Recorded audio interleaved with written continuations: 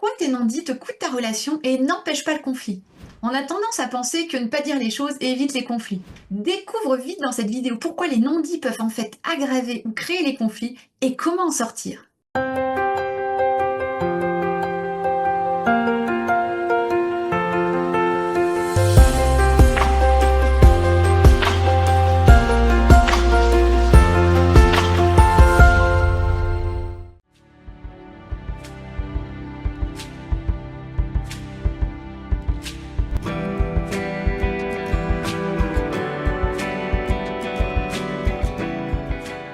Alors les non-dits créent ou aggravent les conflits selon moi, parce que parfois on a envie de dire quelque chose qui nous tient à cœur, mais on sent que l'autre est tendu ou il est susceptible. Alors du coup, on prend sur nous, on veut pas ennimer les choses et donc on dit rien. Donc souvent on préfère se taire en se disant bon, on va préserver l'harmonie ou à peu près l'harmonie qui se tient à ce moment.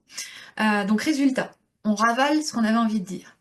Mais comme on n'a rien dit, pour justement composer avec l'autre, pour justement pas envenimer la situation ou pour faire du bien à l'autre, on a tendance à lui en vouloir, en fait inconsciemment, comme on fait quelque chose pour lui ou pour le bien de la relation, on a tendance finalement à lui en vouloir ou à attendre quelque chose de sa part, en contrepartie. Il y a toujours des histoires de contrepartie.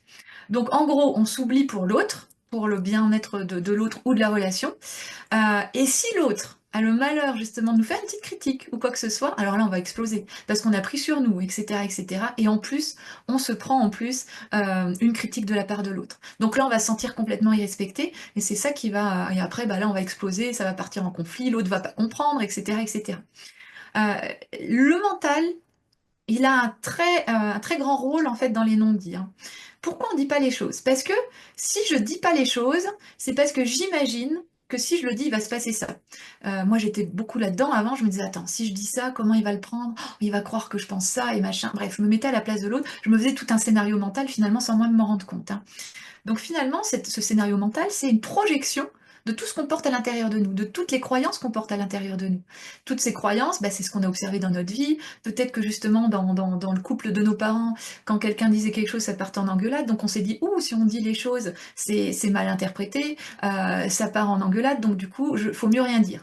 Tout ça, ça part d'interprétation. Donc je crois que si je dis quelque chose, ça va pas être bien interprété. Donc je pense qu'il faut mieux que je me taise. Il est vraiment primordial de comprendre que la vie nous joue, notre réalité, c'est la vie qui danse autour de nous, notre réalité nous joue ce que l'on croit. Donc, tant que je crois ça, ça va se vérifier. Si je crois que quand je dis les choses, ça va partir en conflit, forcément, quand je vais dire les choses, ça va partir en conflit, puisque la vie, elle est juste la résultante de nos croyances, en fait, hein. Et donc, comprendre que c'est qu'une croyance et que tout peut changer en un temps éclair, alors là, ça va beaucoup, beaucoup changer les choses, en fait, hein. Donc, préserver la relation à travers nos non-dits, c'est vraiment la chose la plus absurde qui soit. Parce qu'en disant rien, on s'étouffe. C'est comme si on mettait du scotch finalement devant notre bouche, on est complètement dans le non-respect de soi. Et donc, je vais créer un conflit en moi, j'ai envie de dire, mais je le dis pas. Et comme la vie, c'est un miroir de mon état intérieur, alors inconsciemment, je suis en train de créer le conflit dans ma vie. Conflit en moi, conflit dehors, en fait.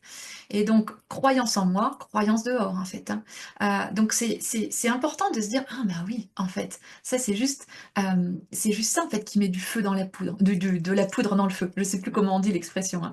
Mais ne rien dire crée le conflit, ça ne l'empêche pas. Ça crée le conflit en nous, qui fait que ça le crée à l'extérieur.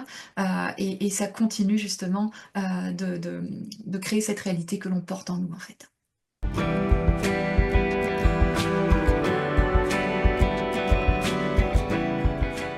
Alors la peur du conflit, comme beaucoup de peurs d'ailleurs, c'est une excuse pour pas sortir de notre zone de confort. Ça c'est quelque chose que j'adore enseigner, c'est ce que j'appelle la limite supérieure, on peut aussi appeler ça les plafonds de verre.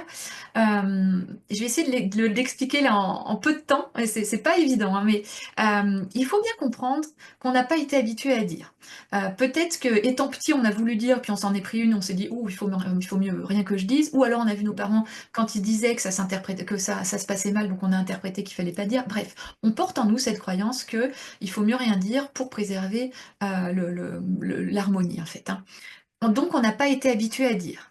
Nos parents souvent, aussi souvent, hein. Et donc c'est ce qu'on connaît. Le fait de ne pas dire les choses, c'est ce qu'on connaît. C'est donc notre sécurité. C'est le résultat. Résultat, c'est notre zone de confort, finalement, le fait de rien dire. Notre sécurité est le fait de ne rien dire. On a tous une zone de confort. Notre zone de confort, c'est juste la résultante de toutes nos croyances, de tout ce qu'on a vécu jusqu'à présent. Et donc, si jusqu'à présent, je disais pas les choses pour pas envenimer les choses, je disais pas ce que je pense pour pas envenimer les choses, alors c'est ma zone de confort. C'est-à-dire que mon confort, ma sécurité se trouve dans le fait de ne rien dire. C'est la facilité. C'est-à-dire que quand je ne dis rien, certes, c'est inconfortable pour moi, mais ça coûte pas d'énergie, comme c'est ce que je connais.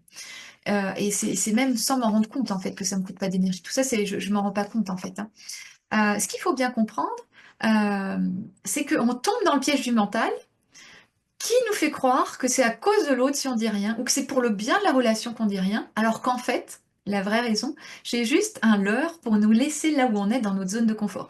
Mental, ego n'ont aucun intérêt à ce qu'on sorte de notre zone de confort, ils ont horreur de ça. Eux, ils veulent nous laisser là où on est, dans ce qu'on connaît, parce que c'est ce qui est sécure, parce que c'est ce qui est plus connu, donc ça coûte le moins d'énergie possible, et donc du coup, rester dans notre zone de confort, moi j'aime pas ce mot-là, parce que souvent, bah, c'est pas du tout confortable, ce qu'on vit dans notre zone de confort, mais c'est ce qui est connu. Donc tout cela, c'est vraiment le fruit des croyances. Si depuis notre plus jeune âge, on avait entendu nos parents nous dire «Oh, il faut toujours dire les choses pour avoir une vie hyper simple, hyper heureuse avec les autres», bah forcément, on imagine bien que notre vie elle serait différente, on dirait les choses, hein.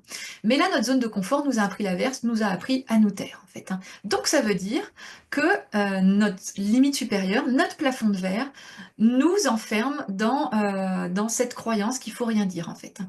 Mais le bonheur, il existe. Le bonheur, il est toujours à notre portée. Si on ne le vit pas maintenant, c'est que le bonheur, il est quand même là, il existe, mais en dehors de notre zone de confort. Donc, si tu veux goûter au bonheur, va falloir sortir de ta zone de confort, en fait. Et donc, il va être important d'apprendre à dépasser tes plafonds de verre, à plus te raconter ce genre d'excuses pour tomber dans son piège, en fait, hein. C'est-à-dire qu'au moment où tu t'apprêtes à dire quelque chose, que tu as envie de le dire, c'est là où tu vas sortir de ta zone de confort. Ton mental lui arrive en disant non, non, non, l'autre machin, il va t'inventer une peur, il va t'inventer quelque chose, juste pour pas que t'en sortes. Et toi, tu tombes dans le panneau, tu dis rien, tu ravales, t'en veux à l'autre, et puis il y a le conflit qui explose, etc., etc. Et tu repars dans ce cercle vicieux. Alors qu'au moment où tu t'apprêtes à dire les choses, là tu sens cette peur, tu dis là c'est juste le piège de mon mental qui veut justement me laisser là où je suis, mais je m'en fous, je le dis parce que c'est plus en accord avec moi-même. Là tu le dis, bah, les choses vont changer en fait. C'est là où tu vas commencer petit à petit à goûter au bonheur, parce que le bonheur il est à notre portée dès lors où on sort de notre zone de confort. Tant qu'on reste dans notre zone de confort, on va tourner en boucle dans ce qu'on connaît et on va toujours vivre les mêmes choses encore et répéter les schémas.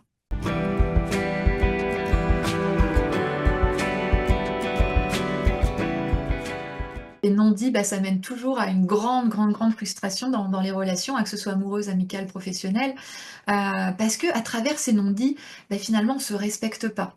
On a la frustration de se taire, la frustration de s'étouffer, de pas se respecter, d'être injuste envers nous-mêmes. Les relations, c'est vraiment toute relation, hein, c'est un miroir de nous-mêmes, hein. L'extérieur, c'est la projection de notre monde intérieur. Donc, cela se traduit dans le cas des non-dits par des relations irrespectueuses, conflictuelles ou injustes. Euh, Moi, j'en ai longtemps fait les frais, hein. J'étais celle qui se tait pour arranger les choses. Je voulais surtout pas blesser l'autre, donc je me taisais beaucoup. J'étais celle qui disait rien pour arranger les choses. Je prenais toujours sur moi pour le bien de tous, du couple, etc., etc. Donc finalement, j'étais, on peut même le dire, dans le sacrifice en quelque sorte, mais c'est un sacrifice invisible que personne voit. T'as envie de dire un truc, tu le dis pas, bah l'autre il peut pas le savoir, hein, finalement. Donc tu te sacrifies en permanence de manière invisible sans que l'autre le sache, parce que c'est pas visible. Et comme tout sacrifice, bah, t'attends inconsciemment quelque chose. Comme tu prends sur toi, t'es mal, tu t'effaces, bah, t'attends un équilibre quand même. Donc finalement, tu attends de la reconnaissance de la part de l'autre, ou de l'amour, de la bienveillance. Et finalement, bah, moi, je récoltais que de l'inverse. Et c'était encore pire parce que je me disais, mais je fais tout pour l'autre, il voit pas et machin truc, je me sentais invisible. Et en plus, il m'en met plein la tronche, quoi. Donc du coup, bah, ça me détruisait. J'en voulais encore plus à l'autre. Et donc du coup, moi, je me taisais pour pas le mettre mal lui ou pour pas mettre mal la relation.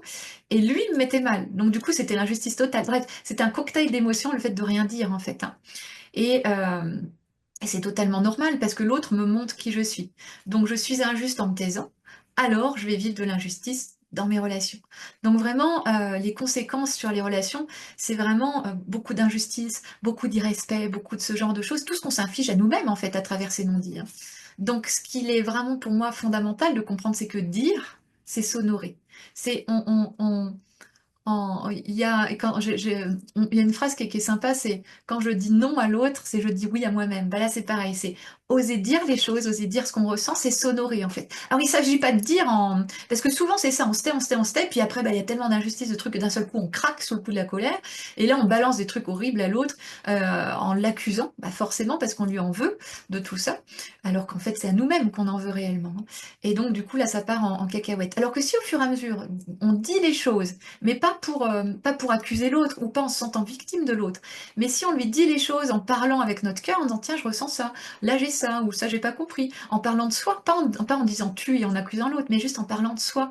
Alors l'autre, il peut se mettre à notre place, c'est là en fait où il peut nous comprendre, hein. Donc, donc pour moi, dans le processus, le retour au cœur, il est indispensable, parce qu'il s'agit de s'aimer soi-même, de s'écouter, de s'honorer, de se respecter, et d'aller dire ça à l'autre, pas en l'accusant, mais en disant ce qui est important pour nous, et là où on en est en fait. Donc l'autre peut nous comprendre et peut s'ajuster en fait. Donc c'est là où on va pouvoir avancer avec l'autre et plus être en conflit, hein. Donc le retour au cœur, ça va être important pour justement parler depuis le cœur et pas depuis la colère ou une émotion lambda, hein.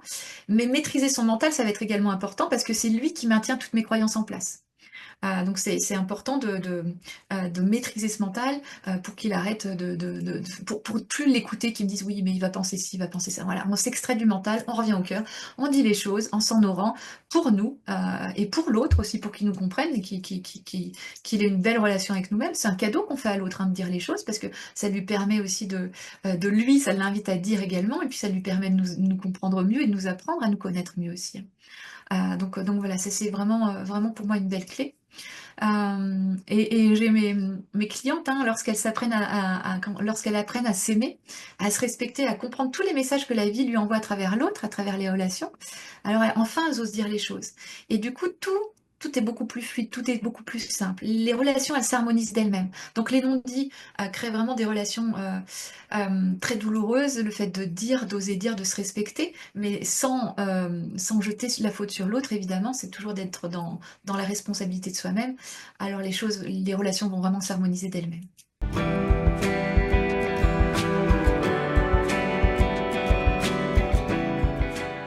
Alors si on se rend compte qu'il y a beaucoup de non-dits, le premier pas, ça va être de s'autoriser à dire. Ça pour moi, c'est le premier pas à faire, s'autoriser à dire. Prendre conscience que nous aussi, on a le droit de s'exprimer. Comme n'importe qui a le droit de s'exprimer, toi aussi. Tu prends 1000 bébés dans une pièce, il n'y a pas un bébé qui n'a pas le droit de s'exprimer, les autres oui. Non, c'est tout le monde qui a le droit de s'exprimer. Donc prendre conscience que nous aussi, on a le droit de s'exprimer. Que nous aussi, on a le droit d'être aimé, même si on s'exprime.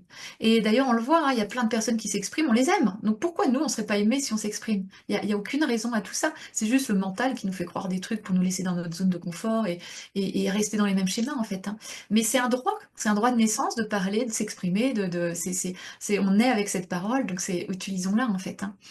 C'est important aussi que cette personne, si c'est une personne qui est dans les non-dits, qui veut faire un premier pas, donc la première chose, ça va être de s'autoriser, mais ça va être aussi de comprendre que l'autre, c'est juste le reflet de lui-même en fait. Et donc plus il va être juste envers lui-même en disant les choses, en se respectant, plus l'autre va être juste également envers lui-même. C'est vraiment l'effet miroir, hein. Et donc il est fondamental de comprendre que si la relation elle est tendue, c'est qu'elle reflète toute cette tension générée en nous. Si tu es dans une relation tendue, souvent, c'est qu'il y a une tension à l'intérieur de toi que tu n'as pas vue, en fait, hein. La vie, elle est vraiment simple. Quand on la comprend, quand on agit concrètement et qu'on change les choses, bah, tout se dénoue en fait de soi-même, hein. Et les relations, elles s'harmonisent de fou. Moi, j'ai des exemples de clientes, c'est juste incroyable. Je me rappelle d'une cliente, 28 ans. Elle a eu 28 ans de conflit avec sa fille. Pourtant, c'est sa fille. Quand tu souhaites le meilleur pour ton enfant, ben on le sait, hein. Moi, je suis maman. T'as qu'une envie, c'est d'être dans une belle relation avec ta fille. Pendant 28 ans, ça a été le conflit. On n'a jamais trop travaillé sur sa relation. Par contre, on a travaillé sur. Moi, je travaille toujours sur l'intérieur de la personne, puisque l'extérieur, c'est juste le reflet. C'est juste une projection de ce qu'on porte. On a travaillé ensemble à remettre le puzzle dans le bon sens, à aller aimer ce qui n'était pas aimé en elle, enfin voilà, en faisant tout un travail d'harmonisation intérieure. Ça s'est dénoué en fait. Elle a passé des vacances avec sa fille, à se prendre dans les bras. Enfin, c'est tout ce qu'elle aurait aimé le plus possible qui se passe, c'est arrivé dans sa vie. Sans travailler la relation, mais elle a travaillé en elle sur les paramètres que cette relation finalement reflétait en elle, ce qu'elle n'avait pas vu. Elle a réussi à décoder les messages que la vie lui envoyait à travers cette relation. Elle a dénoué le truc, elle a réglé ses paramètres internes et la relation s'est harmonisée. Aujourd'hui, bah, il y a une très belle relation, une très grande complicité. Voilà, il y a quelque chose d'hyper harmonieux comme ce qu'elle a toujours rêvé. Et voilà, et elle s'est autorisée, elle s'est beaucoup autorisée. Et la vie suit, la vie est douce, la vie est simple, la vie nous veut du bien. Il suffit juste de la comprendre.